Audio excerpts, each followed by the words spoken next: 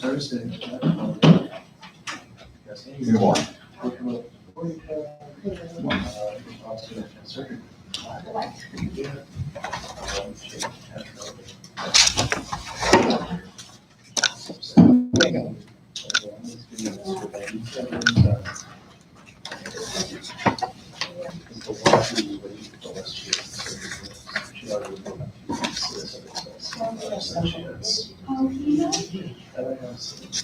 She just thought it was statutory orders. Whereas if I couldn't settle this down, I'd have to be freaking out, but for her, it's just like.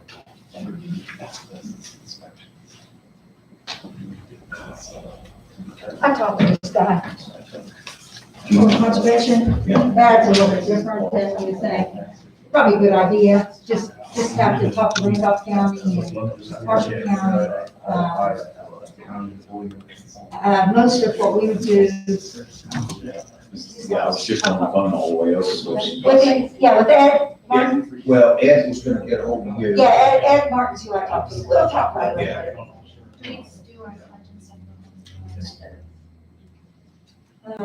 Isn't it on the agenda for 9 o'clock? At 9 o'clock we'll do this. What did I do with it?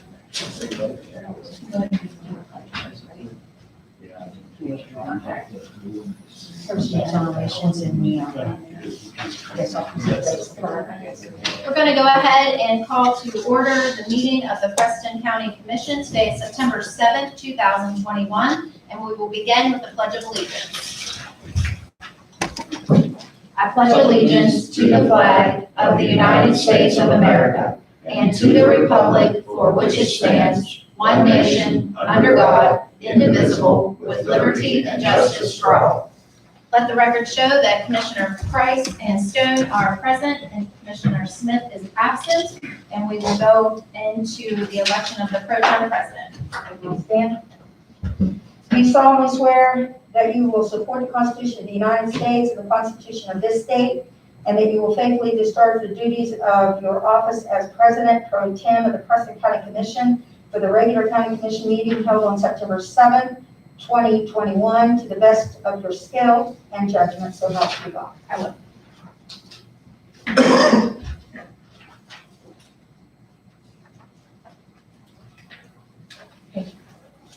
Did you want to copy the ordinance? First reading, property building, or property abandoned, property. Do we have anyone to be recognized from the public? Gentlemen are just here to observe, correct? Correct. Go ahead and review the bills. Move we, pay bills as properly presented and approved. I will second that motion. It's been properly moved and seconded to pay the bills as they have been reviewed. and approved. Yes, Commissioner Price? yes, Yes. it's different with It's different with just yours, yes. And I'm out of practice. All right, we will move on. Tax correction list from the assessor's office, which Kathy's presenting for us today. I'd present your tax correction list for personal property for Jennifer's Creations, for Jeanette and Kenneth Moran, and for Marion Smith, in the amount of $2,201.10. And I'd ask that the commission approve. Oh, I'm sorry, and we'll just do the apportionments as well. Devin and Kaylee Price, I'd ask the commission approve. Then, that. When the motion does vote, Yes. then I approve, my motion is to approve the tax correction list and apportionments. I second that motion. It's been properly moved and seconded to approve the tax correction list and apportionments as they have been presented today. Commissioner Price? Yes. Yes. All right, we're going to move into our 901 appointment, and that is with Dwayne Hamilton with the OEM 911 regarding Hurricane Ida. Good morning, Dwayne. And also with Keith Justin, so. Oh, good morning, Justin. We just wanted to go over the whole event with Hurricane Ida. We went to kind of struggle with it in the beginning, wondering if there was going to be enough to, for a declaration to start with.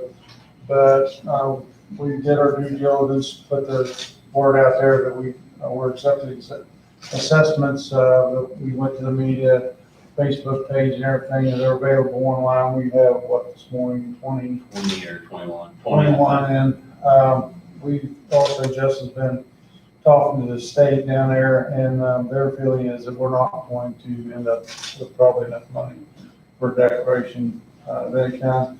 We did go ahead and declare the county under state of emergency, which opens up maybe some state funding that may become available. We've been in contact with Soil Conservation Services, come out. Nick went out with him Friday, visited several streams. We were able to, Justin put in an 18 request for state road to come out because there was one structure that the water was still floating around their house. Because of how bad the blockage was in the stream, basically it rerouted the stream pretty well, I guess, right through their house. And so DOH, we were able to get that done. DOH went out and opened that up, but there's still a lot of blockages and stuff left. Soil conservation, like I said, has been made aware of it. And they're working on, I think they talked to Dave and Kathy about, the county commission's involvement in that part of it. But as far as any kind of funding for, I don't even think we're going to get for state roads as far as public assistance. And I'm like 100% sure we're not going to get individual assistance. Our concentrated areas that were hit really bad were Roseburg and Fellsville through Templeton. The issue in Templeton that caused a lot of trouble, I don't think, it was flooding, but there's an underlying problem there that needs rectified that probably would have prevented a lot of that.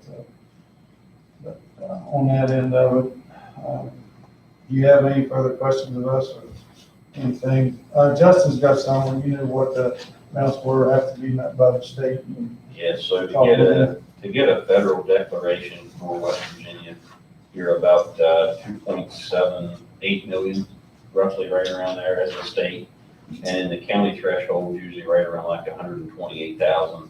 So I don't think there's any chance to need either one of those. Of course, you've got to be voted, so if the statewide didn't hit that much, then you don't get the county. And it was pretty isolated in where it hit. So I don't foresee really any federal declarations from this at all. So damage collectively to individual properties and or other businesses and things, the threshold for the county is $128,000? Yeah, that just starts it. So that's to do public assistance. Individual assistance has its own set of criteria. And usually what drives individual assistance is displacement of primary homes. So like major structural damages where they can't live in it, which we had a few that was flooded pretty bad. But you're talking large amounts, not, one or two here. So, and that's to get federal declaration. I think a lot of the confusion comes after years of working with this with you guys. And I've said it before, I wish they would change the name of that public. It has nothing to do with the public. It's not the public, but they call it that. They're talking about the state roads and properties like that, that the public uses. And then they say individual damages. So it confuses people. I can understand that, but public is not public. Public assistance is for governmental agencies and private nonprofits. And individual is actual individual residences. But we won't even have enough to hit any kind of public assistance, let alone individual assistance. What Not did the you, federal declaration. You said there was 21 reported? Yeah, there's 21 on our dashboard. There's one in Brooke County though that was on there. So I think ours is probably 20. They have 21 total reported from what I'm showing on our dashboard, which I'm not sure why we've got the. Well, I know you guys had shared the link for people to click on to go into that. And I certainly tried my best to get it out to people as well. Do you feel like everything has been reported accurately or we've missed some things? Well, we also offered, they could call off, so the advantage of them putting it in is because you can attach pictures. Okay. That old saying, a picture's worth 1,000 words is very true. We tried to get them, but if they didn't, we put them in form. So as of now, I'd say, yeah, we probably got, because a lot of people have to realize you may have damage, but is it damage that can apply to this? Like, we had some bridges washed out, well, it was going over to their other field or something. It's not that they're to get to their actual structure. We did have, what, probably 2 or 3 of those? Yeah, some of At least those 2, I were know for 2 sure. or 3 were bridges, so that doesn't count. One of them had flood insurance, so that gets kicked out because they had flood policy. Okay. So it doesn't count as a displacement either because it's got its own policy, so any insurer gets kicked out. Is there a time frame that people can continue to do this, like a cutoff from the events that have happened, or is it pretty much said and done now? I mean, I would say you can go ahead and submit it, and we'll have a record of it, but as far as anything happening from it, I'm not gonna get everybody hyped up and say, yeah, you're gonna get money because you're. Understand. Not. So, that's a danger when you start this, people get the feeling they're gonna get something out of it. And as Justin explained, those thresholds have to be met. Same way with snowstorms, we have to meet or exceed the last snowstorm, which we all know. Hope that never happens, but. Yeah, right. But that's, yeah. But, Well, I really appreciate the response from OEM and 911 with everything that was happening. Did an excellent job at communicating the dangers of prior to the storm hitting and making sure, the school system, everyone was informed of things that were potentially going to happen. And so I just want to say thank you for getting that information out and staying in communication with everybody pretty much nonstop. and the assessment tool was a brand new that just came out. So it was a nice test fire for it, worked pretty well. I mean, they could go to the link, it's pretty simple and self-explanatory to put stuff in it. The streams, that's a different story, that's ongoing, and they haven't had the opportunity. to Well, look at some of all the those situations. streams were, I mean, it's bad now, what's piled up worse, but some of them were problematic before Right. this event ever happened. They knew about them, just, I don't know, it's kind of one of them things. They have thresholds they have to hit Yeah. before they can do it as well, so. It's a shame, because they, Well, Little save a lot of Buffalo, damage. Little Buffalo, for example, I mean, we've been dealing with that for years because when we get ice in the winter, that all backs up through those people's houses because of the debris and the stream down through there that impedes the flow, so that all that ice just literally starts running around a couple of those people's houses down Well, we've got about a 25-page, there. In other words, you're buried paperwork. yeah, having to do with the streams, and we gotta look at that, so. But anyway, we just want to let you know, we did try, but I don't think we're gonna make any kind of, people gonna do anything. See, one thing I'd like to bring up with flood insurance, I mean, this event's good as flash flood because a lot of people aren't in flood zones. We like to tell people flood insurance is available, even if you are told by your insurance agent you're not eligible, that is not a true statement. You're always eligible for flood insurance outside the floodplain. Justin personally has been told that from an agent, but this helps you in these situations to where you would have coverage and stuff, even if you're not in a flood zone. Basically, if the water comes from the ground up, you need flood insurance to cover. We had a lot of those, Yeah. where their drainage system couldn't. That's where most of ours handle it. comes from, to be honest. And most of the claims are outside the flood zone. Get run off on the mountain or something, your house is a little bit lower than the next hill and you get a pretty good significant. Even if there's not a stream, we've seen that. Yeah, that's real, honestly, we get more from that than we do streams. So anybody, and I think that you've said it, and I know that our office, our OEM folks have 2 certified flood, floodplain managers, Dwayne and Nick. And that's unusual for a county. Sometimes counties almost share people, but, as I understand it, and this is just a pitch for anyone who could be concerned with the flood insurance question. It doesn't cost very much if you're not in the floodplain. Yeah, you get a preferred rate. Yeah. And if you are told no, call our office, we'll help you get it. Yeah, that's it. So the contact that's best is OEM to ask about it. And there is a 30-day waiting period on it, so I think they made it so you can't wait till the storm and then jump to buy flood insurance. Right. I think the Mississippi River was the one that did that because literally it's about 30 days from time it starts till time. Flooding. Yeah. All right, well, thank Thank you you all for very your much. time. All right, we're gonna go ahead and move on to our first reading of the proposed abandoned and dilapidated property ordinance by title only.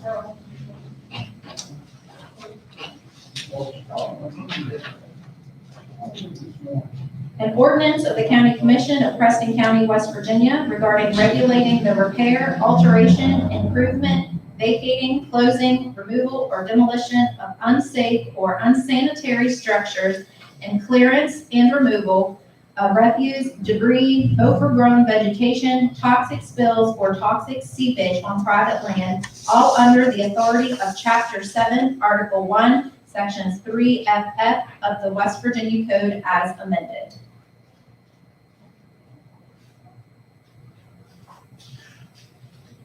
I believe we just make a motion to accept. I'm sorry, the I'm first sorry. reading. Forward at me.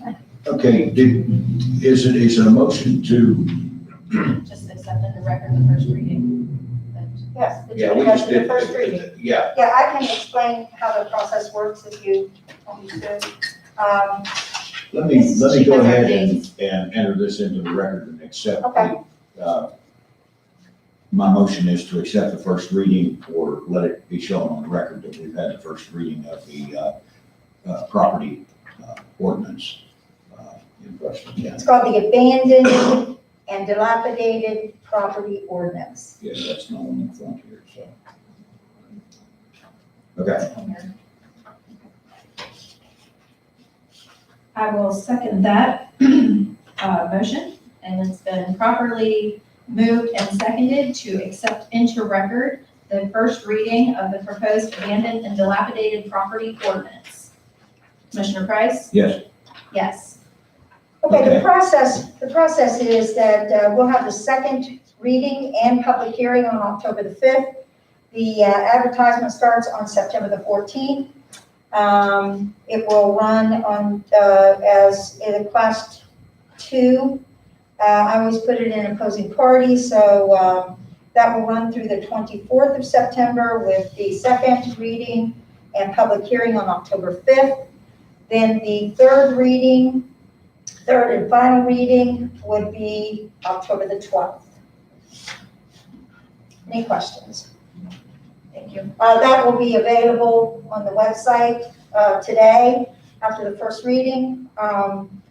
Also, if anybody needs a copy, it'll be for public review in our office.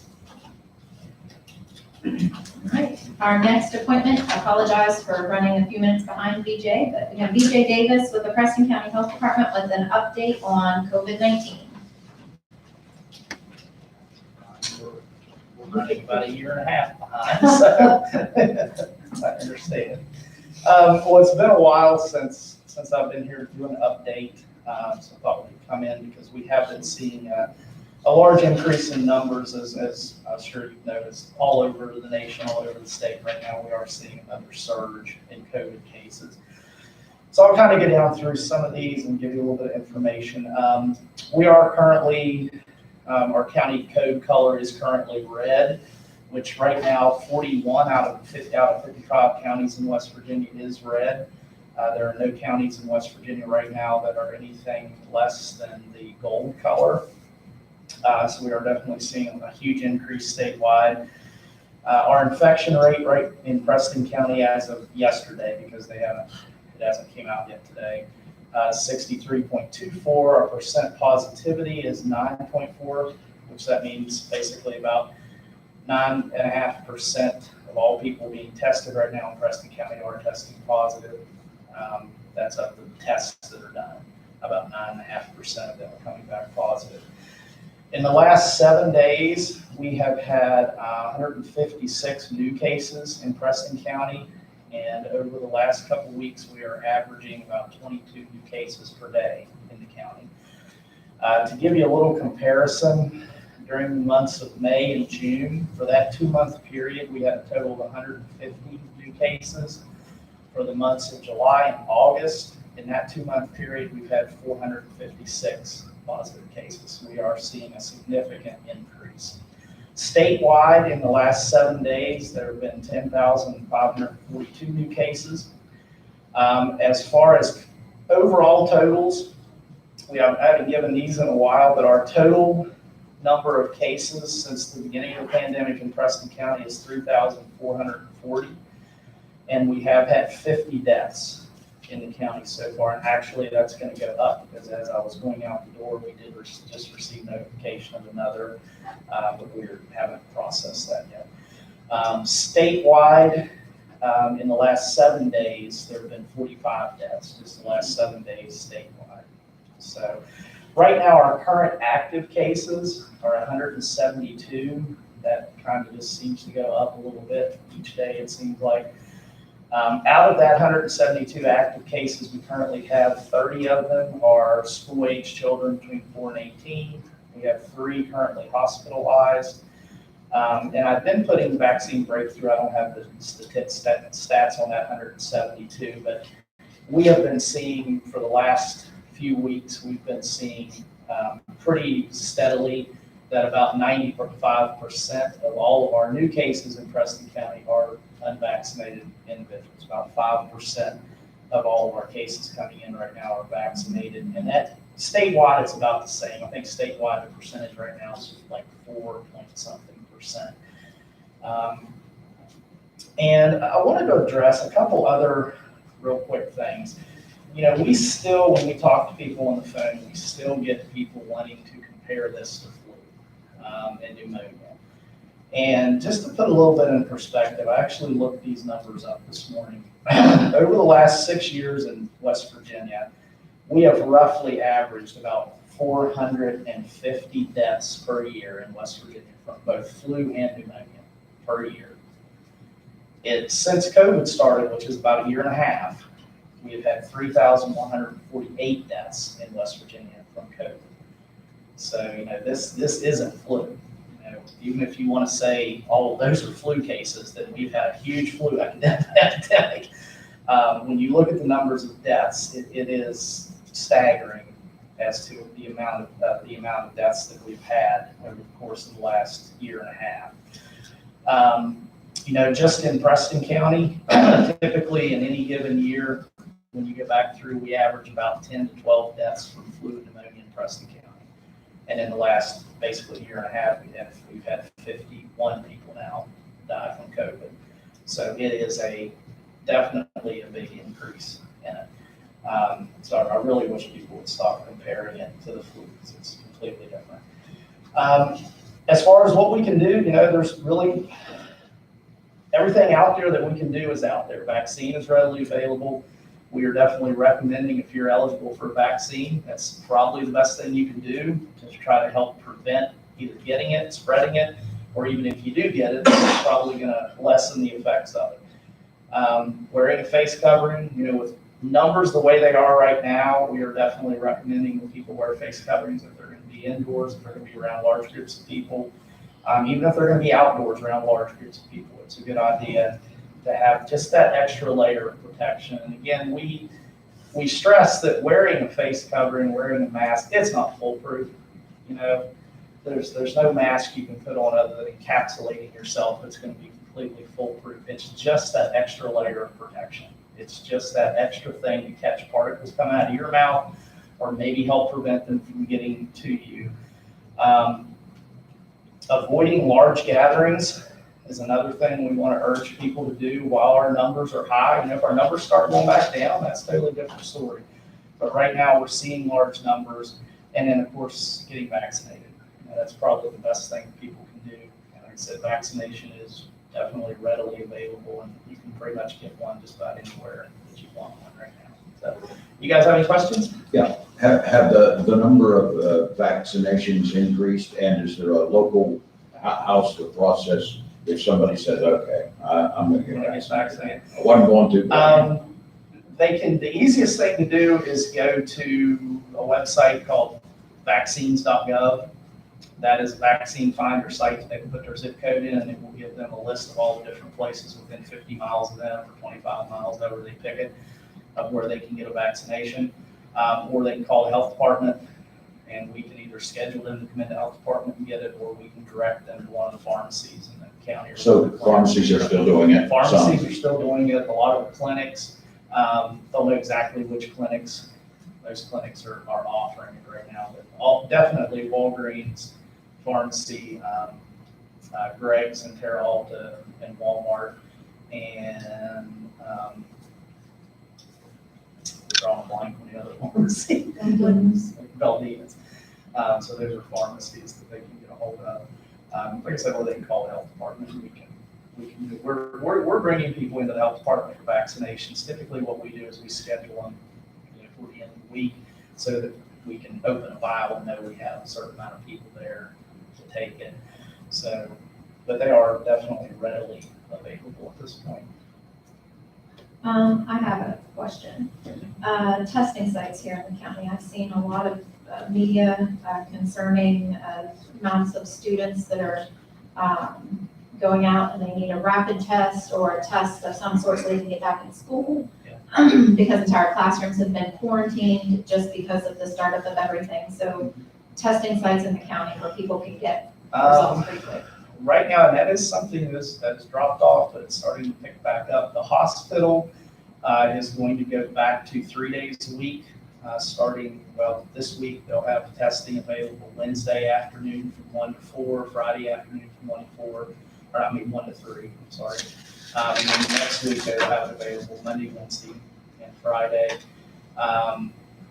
Sounds like they used to, you drive up and drive through. Yeah, it's the drive-through.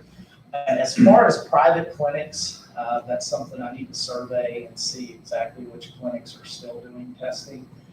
And I know at the health department, we have the ability to do testing. We've been doing a lot of testing out at events, fairs and festivals, things like that. We don't bring people into the health department to get tested simply because of our location. We don't want to bring people into a county building that possibly purposely bring people into a county building to get tested. So we haven't been doing testing at the health department solely based on it's just not logistically good for us to do that. So we will do the testing out at events. But that is something that needs to probably ramp up a little bit more is testing sites. And that we're finding that all over the state. The testing sites have kind of waned down because we went through a nice little 3-month period where this thing started to go away. A lot of the testing sites started to scale down. So I would say we'll probably see them starting to scale back up. Okay, I have one other question. I've been nonstop trying to educate myself on different, things. One being, the vaccinating of my own children, and, looking up answers and consulting with physicians and such about that. But one other thing that has been brought to my attention that has me a little bit concerned is that the mask, we've talked about, implementing it in our own offices again and different things.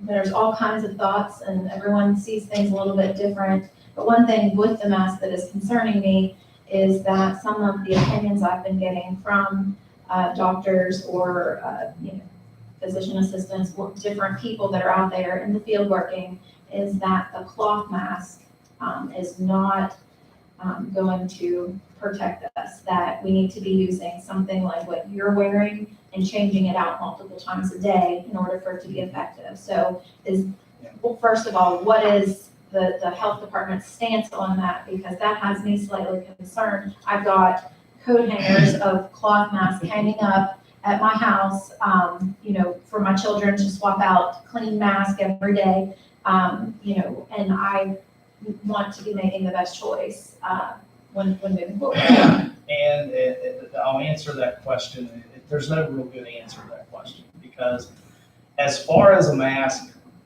obviously, anything you have in front of your mouth is going to catch some of what comes out. If you have anything there, you're going to catch some. The quality of what you have in front of your mouth is the higher the quality of that mask goes, the more particles are going to be caught. So the less particles that are going to get out for the person standing next to me breathing. So anything that you have on is going to help some. You can go anywhere from a t-shirt pulled over your mouth, which is probably little to no protection, but there is still a little protection, all the way up to an N95 mask, which is going to be the biggest, highest protection of a mask you can put on other than a full encapsulation suit. A full encapsulation suit would be the only 100% thing you can do. And I don't foresee us walking around in full encapsulation suits. I bought a couple of those, they're pretty expensive. And obviously N95 masks just aren't practical for everyone to wear. So it comes back to the fact that no mask that you wear is going to be 100% effective from keeping you from giving it to someone else or keeping you from getting it from someone else. But anything that you have on your face is going to increase the protection level. It's going to decrease the chance of you giving it or getting it. Now, how much it decreases it depends on how you wear the mask, depends on what the mask is made up of. And then there are some, there are other health concerns. If you're constantly wearing a dirty mask, then that might not be healthy for you. So all of these things that you hear, there's some truth to all of them. Our stance at the health department is our job is to try to help reduce the risk as much as possible. Now, it's up to individuals to make sure that they're not wearing something that's going to harm them. So yeah, you don't want to wear a mask that you can carry around in your pocket for 6 days. That's just probably not going to be real healthy for you to do. But our stance is we would like to see people take every precaution they can take. Now, the best thing to do would just be when the cases are really high, just be really careful, not to go around large groups of people. I think that's a big one, isn't it? Yeah, I think that one's, Especially indoor. Yeah, avoid large groups of people at all costs when the numbers are the way they are. And if you do have to go around a large group, or you do decide to go around a large group of people, take out a little extra precaution, put a mask on. That's going to help prevent if you're carrying it from reduce the risk of you giving it to someone else. And it's also going to reduce the risk of you getting it to a lesser extent. You wearing the mask is not really to protect you, it's to protect the people around you. So, A question based on a presentation sometime recently with Dr. Conlon, conversation with him. He said traditionally these spikes now seem to be fast up and pretty fast back down. They can reach their peak and they'll come back down fast. I guess there's a little bit of, let's wrap it up with a little on the bright side. And that's what we're hoping. What we're seeing right now, if you look across the nation, what we're seeing right now is more than likely Delta. Now, as far as in Preston County, I don't have specific numbers on how many of our cases over the last month have been Delta, because it takes a long time for them to tell us that the case was Delta or not, because that case has to be analyzed by WVU, and it takes like 3 weeks to actually do that. So you don't know when you come down positive whether it's Delta or not until you're well over the infection. And that's just because it takes that long to determine if it was a variant, what type of variant it was. But that's what it doesn't take a rocket scientist to figure out. Right now we're seeing Delta because we're seeing huge case numbers. We're seeing people get really, really sick really quick. And the hope is everywhere else that this has happened, it has went up very sharply, which we're in a very sharp increase. We're actually seeing statewide right now a sharper increase than we did last fall. But everywhere else they've seen that once it hits its peak, it comes down just as fast. Whereas, last fall it came down very, very slowly. I mean, we were still getting pretty good numbers all the way through March, and then it started really dropping. So that is the hope, that is once this thing hits the peak, it will, we'll see this surge go down, and hopefully then we have a little bit of a lull before the next surge. Each surge gets a little bit less. Yeah. But to say when that is, I have no clue. I have no idea when we'll see that peak. Right now, we definitely haven't seen it. We're seeing our cases continue to go up. I don't know how many new cases we had this morning from the weekend, but it was significant. So we're definitely still seeing that huge spike. So, but, like I said, everything that we can do is out there right now. There's really nothing else we can do other than get vaccinated and take as many precautions as you can to stay away from large groups of people and protect yourself and others while you're around large groups of people. So, Any word that you expect anything from the state level to change? the only thing that I know will be coming up is booster shots. As soon as CDC decides exactly how they're going to do those and what the criteria is going to be, they're telling us probably sometime around the end of September, we'll be able to start doing booster shots for individuals that have been fully vaccinated to get a booster shot. Right now, boosters are available for the immune compromised, someone that's on some type of immune compromised medication and had received full vaccination can get a booster shot right now. A lot of the doctors' clinics, we don't have those in the health department right now. There's not any difference in the shot, it's the same shot. But right now the doctors' offices are doing those because they have to kind of determine who's eligible and who needs it, who doesn't. So that's the only additional thing that I've really seen on the horizon from the state level is, they've been talking about when the booster shots will begin. And when those start up, we'll probably, health department wise, we'll probably start going clinics, larger clinics again. So, Thank you. thank you. Guys, have a good day. You too. All right, we have no minutes to approve this week, so that brings us down to the PIVs.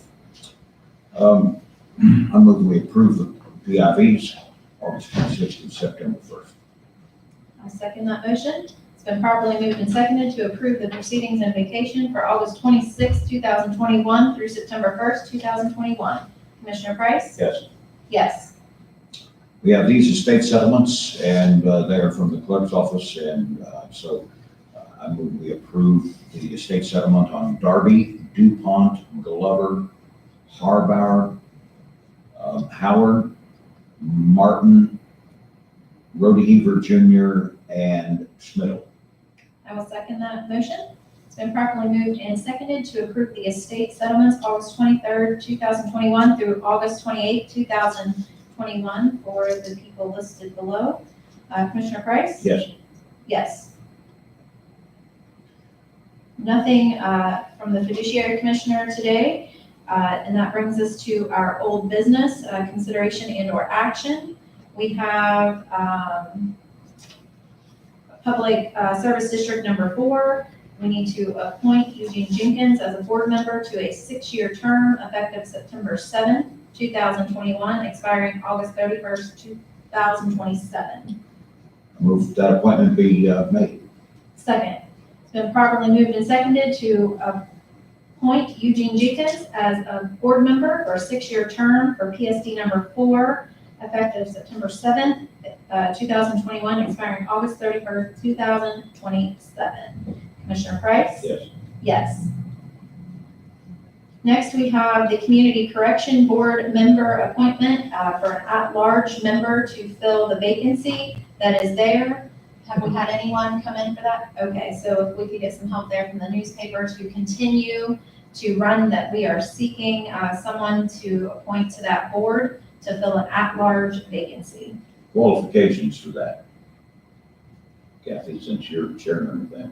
I'm not chairman of community corrections. You'd have to ask. Oh, that's Dawn. community corrections. I was No, thinking- we filled We filled the the other. public defenders. That was Betsy. Okay, We need to wait for someone else. Thank you. my mistake.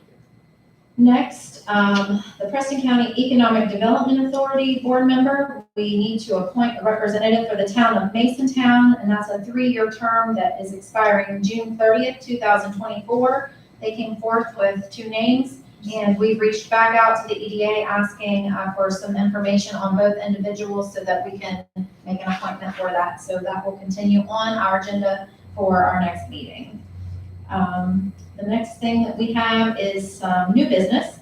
United Way of Monongalia and Preston Counties request permission to place a community thermometer on the courthouse lawn. You have their email. This is just an annual thing that they do each year just to show the progress of United Way. It goes down here in the corner close to the statue there. It's been there for several years, but they're just requesting permission. Yes, and that thermometer is updated each week by their staff to reflect the progress of the campaign for the United Ways. They've been doing it for years, and we just need to make a decision on that. So move. Second, it's been properly moved and seconded to allow the United Way of Monongalia and Preston counties to place their thermometer to gauge their progress on the courthouse lawn. Commissioner Price? Yes. Yes. All right, and that brings us to our administrator's report. The first item I have for you today is back in budget time, Run For It. It's something that you've participated in for years, have asked for a funding request. It's time for that event. I'd just like to know if you would like to submit your donation of $3,000.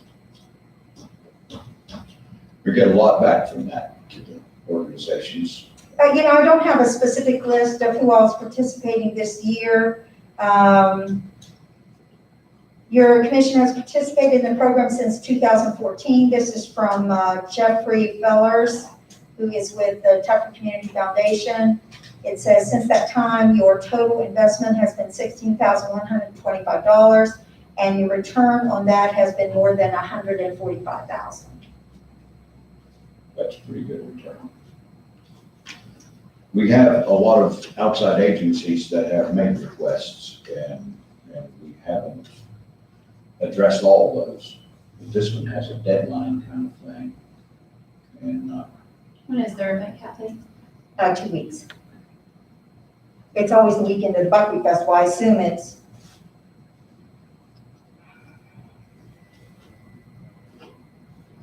This year's race is scheduled for Saturday, September 25th, so it's a week before the festival. that might mean that it'd be nice to know who's participating. He didn't send me that. He was just asking if you would like to participate or not. I'd like to. Right?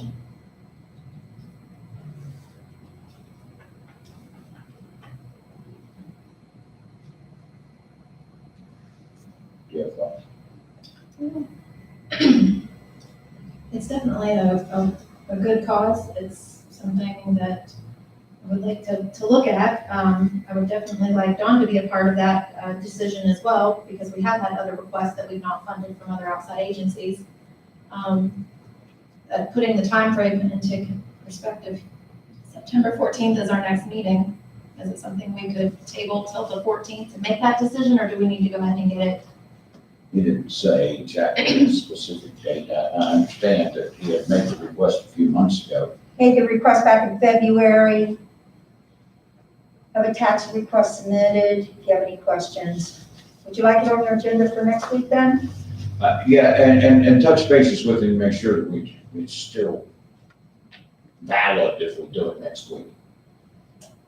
I don't know, that's the only thing we didn't put, if you don't decide today, you're out, but there's a lot of Preston County groups that get a lot of money with that. And so I'm inclined to move forward with it, but if you want to wait till next week. I mean, I'm good with moving forward with it. We have a lot of matters that need attention on Yeah. other funding that I hope that we will get moving on here in the very near future. So if you want to move forward, we can move forward. I'm definitely for it. I just want to make sure we're doing our due diligence to other organizations. Let's wait next week, tell him we will know next week. The next item I have for you is maintenance. A couple of things. We are, I think I mentioned to you, we're going to flush those French drains out there at the courthouse. I have a meeting this afternoon at 1 o'clock at the animal shelter to try to coordinate those two projects, the concrete and the sewer project that's going on up there. At the same time, I'm going to bring the one fella down to look at the curb. We proceed on with just our regular stuff. I can't believe I'm saying that, but we're getting ready to prepare for, just make sure our equipment's in line for the upcoming winter season and making sure that we will have the salt and stuff that we project that we might need. So that's our update on your maintenance Have they projects. started on the sewer? I know you were getting stuff. We're waiting on pipe to be delivered. I Is have there a a couple of problem with that? I didn't mean to interrupt. supply. Is there a problem with supply? Because Supply. everything is a problem with supply. But I think that we're hopeful that we'll have that in 2 weeks. We're hopeful that everything's been ordered, it's just everything is supply oriented right now, for everything. Doesn't seem to be impacting concrete right now, but it does, it's, from plywood to piping to nuts and bolts to supply can be a struggle along our way. We did have a small, issue over the weekend, a water cooler leaked and caused us a few issues, but that's taken care of. We also had a minor hiccup when the power went off. We had a fire alarm, not like it very much, but that was taken care of as well. So I do have a couple of miscellaneous things that came in. One was, if you remember, several months ago, Robbie Baylor had come to you about all the broadband projects that were coming down the pike. And this one in particular is serves 2,918 households and 68 businesses. She spoke about this earlier. It did not ask for it in the application, but now is asking for a letter of support. She just found this out, and this is pretty timely. We've got to get the application in. So I asked that you all sign a letter of support for the Preston County Fiber to the Premises project. Motion to sign the letter of support for the internet. And I stamped Dawn's name. Dawn has reviewed and sent me an email on the Preston County Fiber to the Premise project. Yeah, that's the one. Second, been properly moved and seconded for the county commission to offer a letter of support to the Preston County Fiber to the Premise project as requested by our Economic Development Authority Director, Roberta Baylor. Commissioner Price? Yes. Yes. The next item I have is the Supreme Court is, as you know, our internet is shared, well, not shared, our rack space and equipment rack and everything is shared with the Supreme Court. They're going to be upgrading their internet, and they just need a right-of-way to come into our space. This actually comes from SECRA. This comes from the Supreme Court. They're going to upgrade their internet service statewide, and Loomis is a name you're probably more familiar with, is actually going to be doing the work. I'd ask the president be authorized to sign this agreement before work begins. I'll give you contact on this. It's just a right of entry, but it does need the president. So if you authorize the president to sign, I can stamp this and move this one. So moved. Second, been properly moved and seconded to authorize the president to sign the agreement moving forward for the right-of-way Which is Loomis. with Loomis. Commissioner Price? Yes. Yes. Okay, a couple of things going on today. As I mentioned, the meeting at the shelter. We have 2 meetings tomorrow. One is the IT bi-monthly meeting that we have, and also there is a webinar from 9:30 to 11:30 on broadband. I'll be attending that.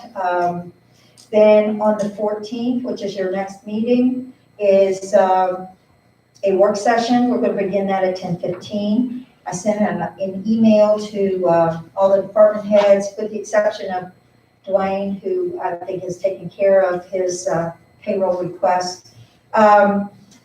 We'll start at 10:15. Everybody has, with the exception of David Hartley, David thought he would only need 15 minutes. So we have him coming at 10:15, followed by the prosecutor at 10:30, 11 o'clock the assessor, 11:30 county clerk, 12 o'clock is the sheriff and Jennifer. However, Jennifer is not going to be able to attend in person. She will have a letter for you, and then if you need to follow up with her, we'll do it a different day. Then at 12:30 is the circuit clerk. And this is to discuss payroll, employee pay raises as requested by the elected officials. And then just a reminder, on the 21st, we'll also have an executive session with the agenda to be determined.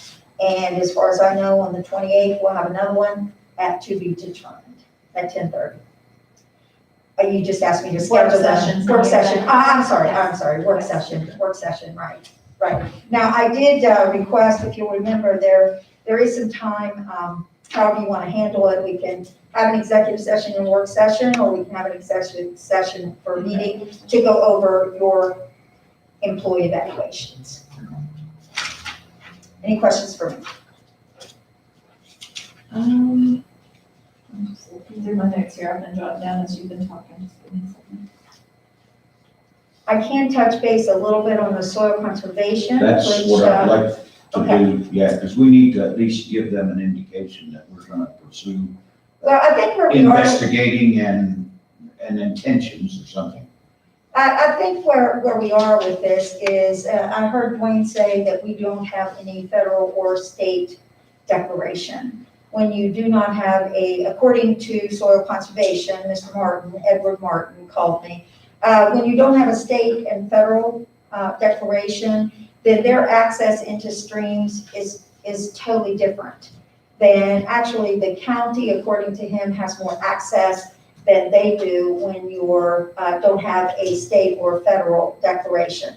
Right now, we do have a local declaration, and we need to study that a little bit about how much more access that gives you. Basically, he led me to a couple of other counties, which were Randolph and Marshall, and they have an agreement to work hand in hand with soil conservation to, I don't know how to articulate it exactly, but we have some blockages that are very concerning to soil conservation, that if there would be another flooding event, these could cause damage to property, some primary residence perhaps. So the idea is to kind of tackle those by a priority list. So I think that this needs a little bit more dialogue. I'm going to reach out to those two counties just to see who have agreements with them. I think that it's, Dwayne also expressed some concern. I believe the particular area you talked to me about currently is in Green Valley. There's a couple of areas of concern there. So I think it's well worth our investigation to, also he's handed me an agreement, and I think that just needs vetted just to make sure that that's something that, because there's permitting involved, there's a variety of things involved. Now, there is a cost share. However, the admin work that you would do, the permitting, if there's any fees, those would all count toward that share. So I just want to reach out to those other couple of counties and just see how, one is their OEM director who I know, and the other is their administrator who I know. So it'll give us a good idea of what the working relationship is like. Well, that and we have, on the way in this morning, as I drove in, I spoke with the head of the conservation agencies around the state, Gene Sauerburn, and he said he's available today if we have a couple of questions that we would like to run by him. So maybe after the meeting, I have a couple of questions that I wanted to run by him and make, while he's available today for this. This wouldn't be a decision, but it's taking advantage of information that we might not be able to get for a few days.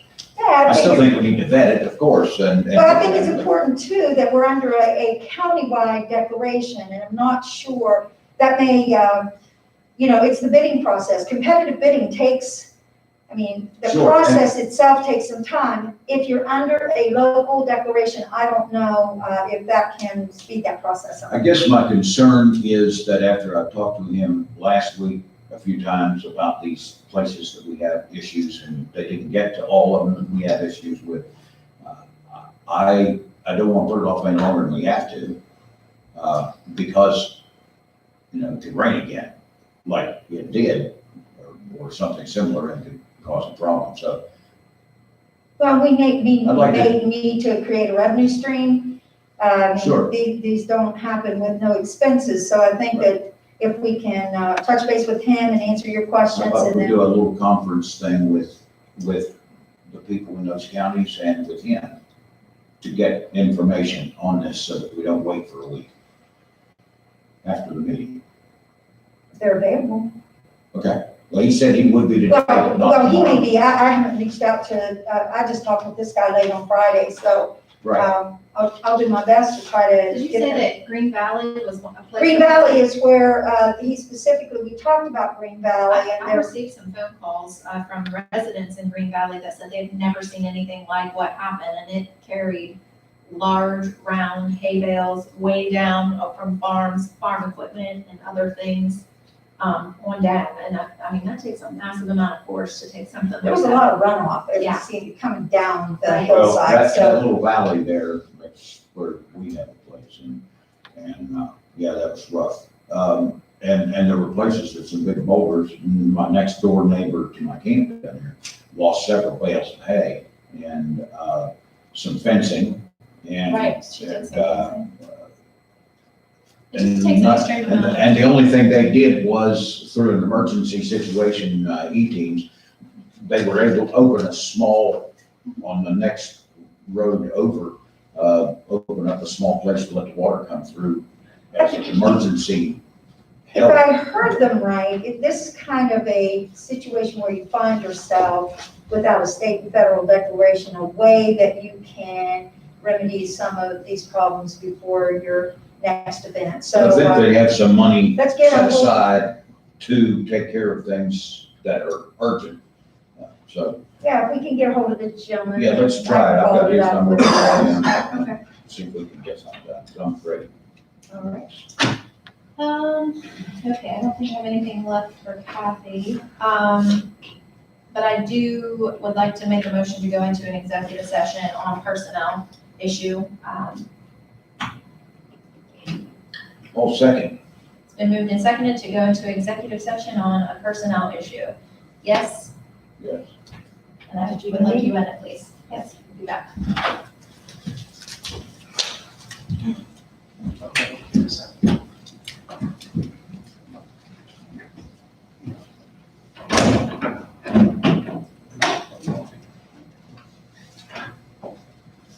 You're gonna, I talked to Lisa about these things.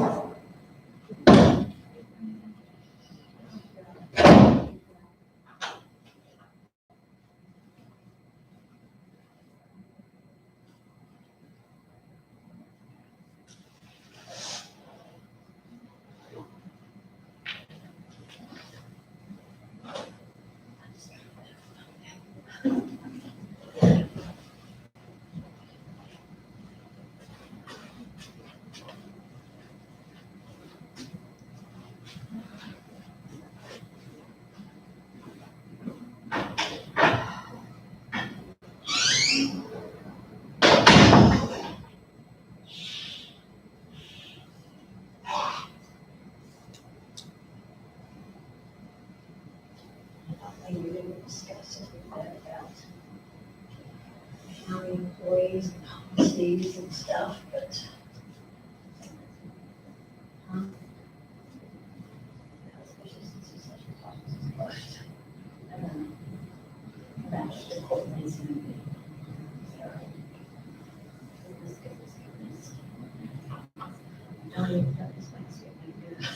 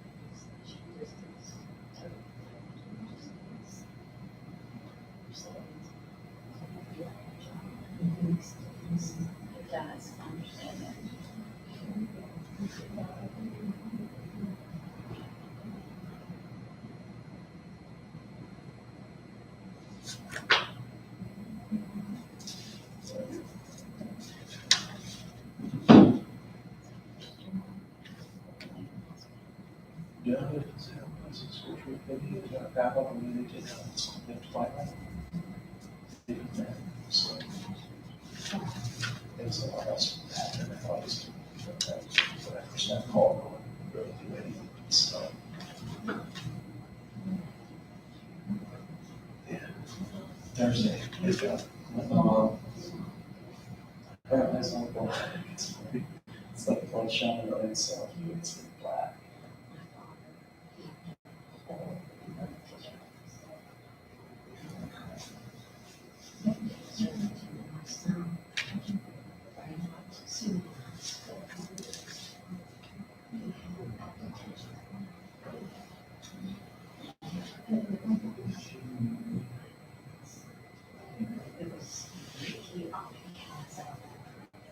You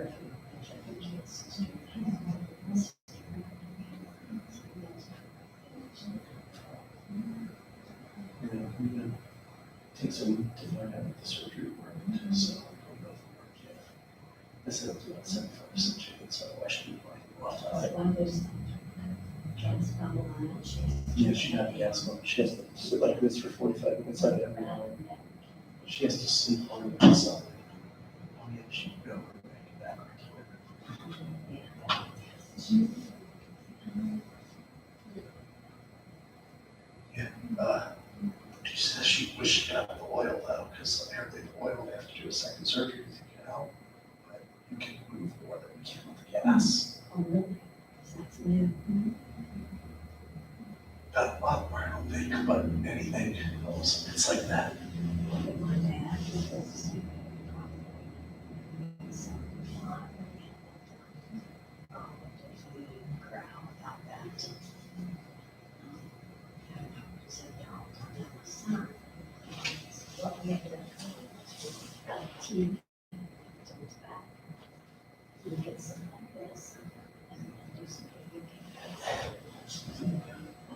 Yeah, well, that's right, like that.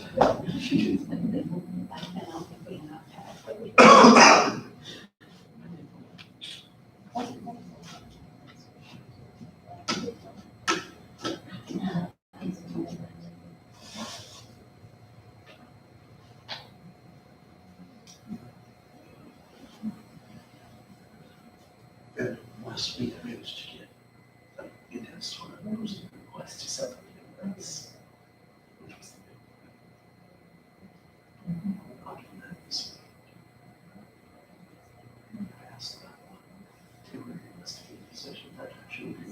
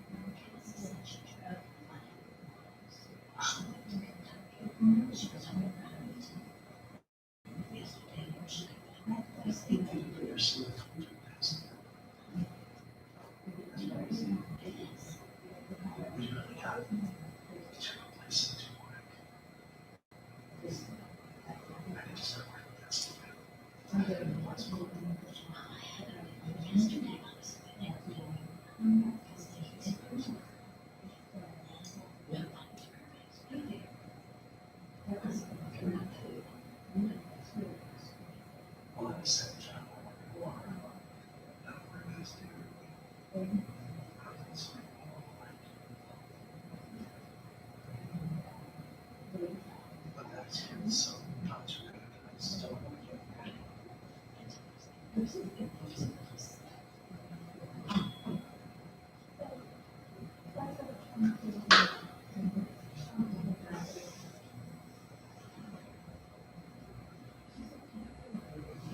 You're a cat person.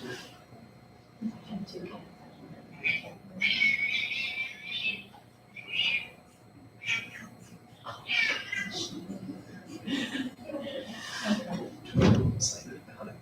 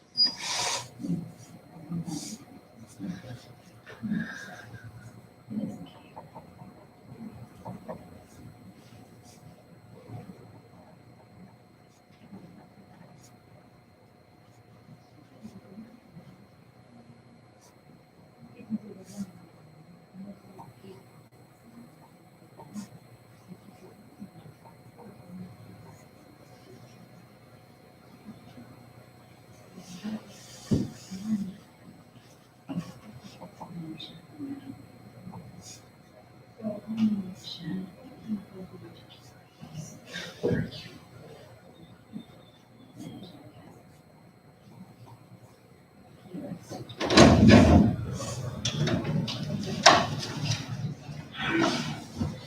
made the motion to come out of executive session. I seconded it, and no action was taken. We both voted yes to come out, or so we got there.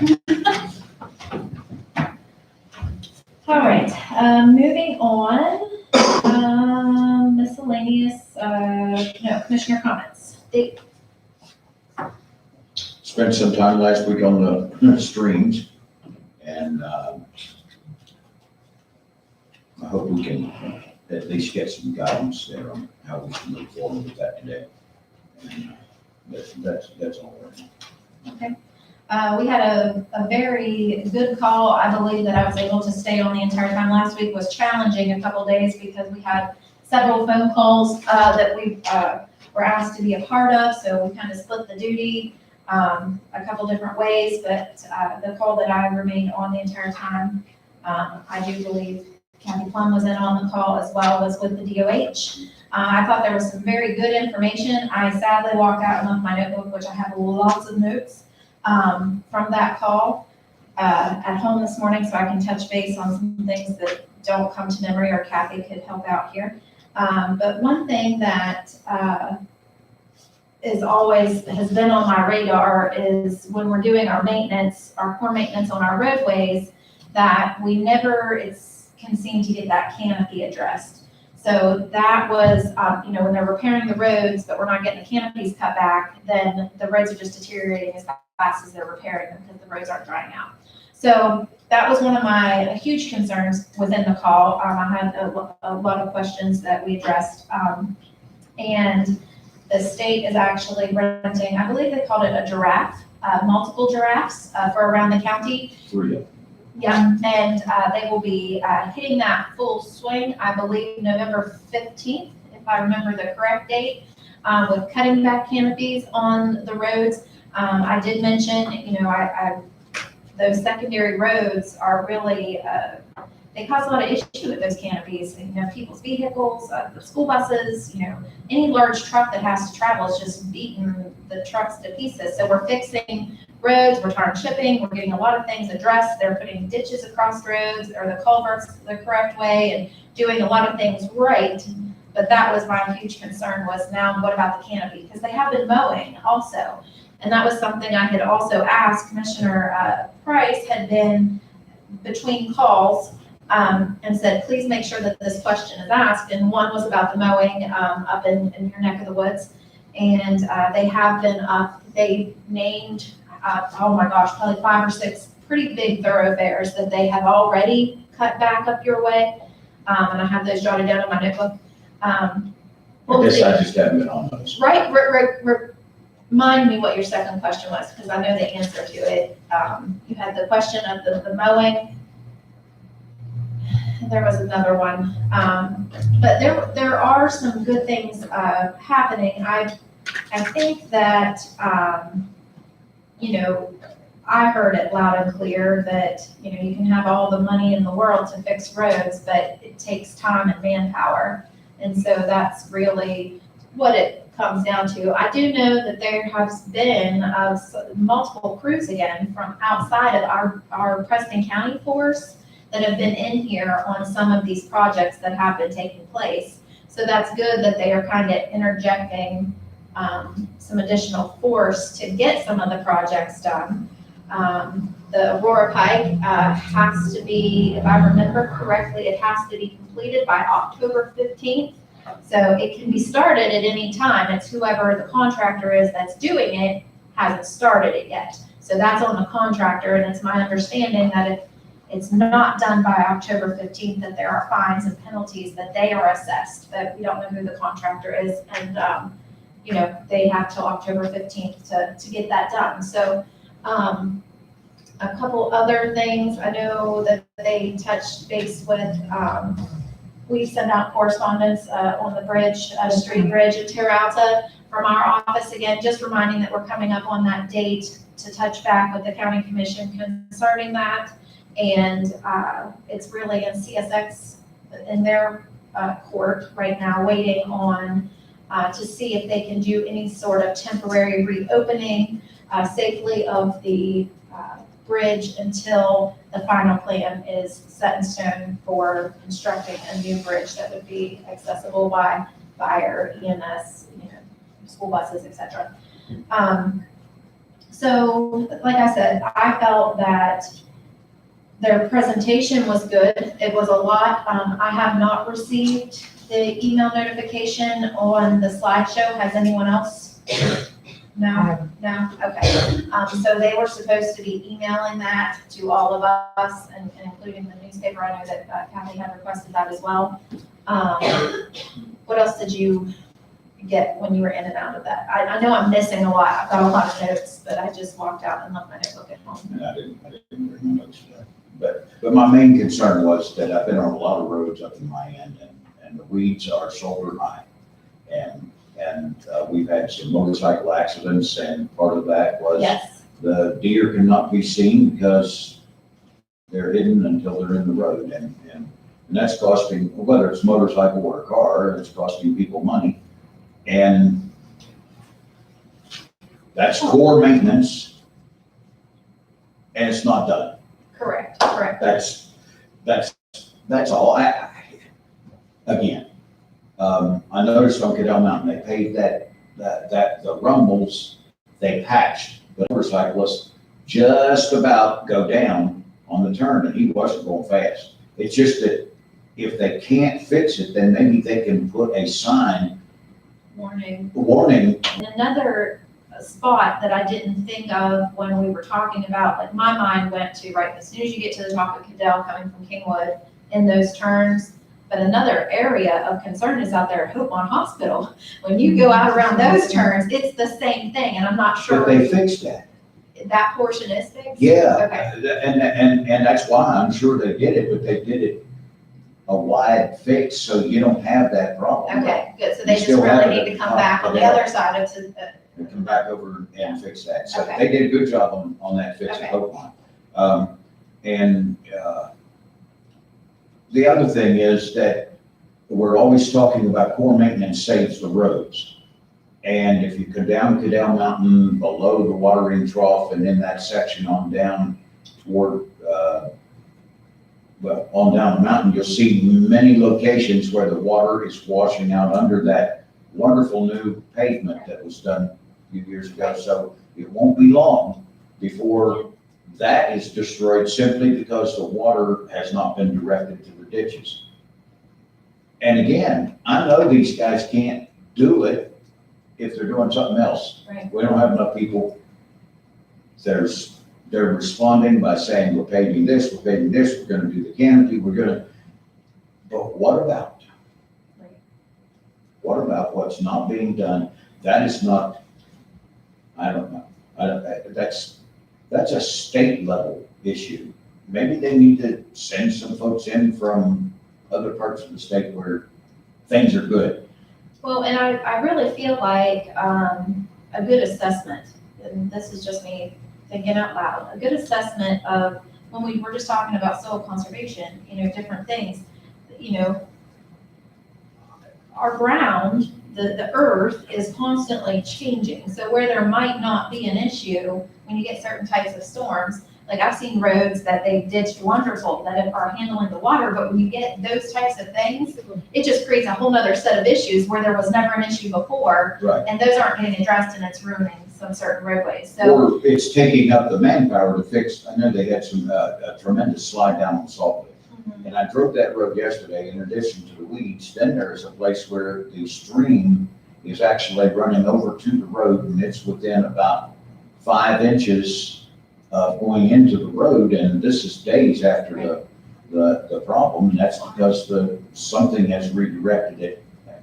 So that's gonna be a problem that might be pretty easy to fix now, but and that's a section of roadway that washed out once. right. And FEMA Well, had put it back. And sometimes it's not really what highways is doing or not doing, it's just other issues that are developed that are causing them additional things that really might not have been brought to their attention yet, maybe, Yeah, so There's a lot of things happening. now this thing up on Route 7 on Cadell Mountain where it needs ditch to get the water to just flow away from it wouldn't be, it's not a major problem. The ditch, I think, is there.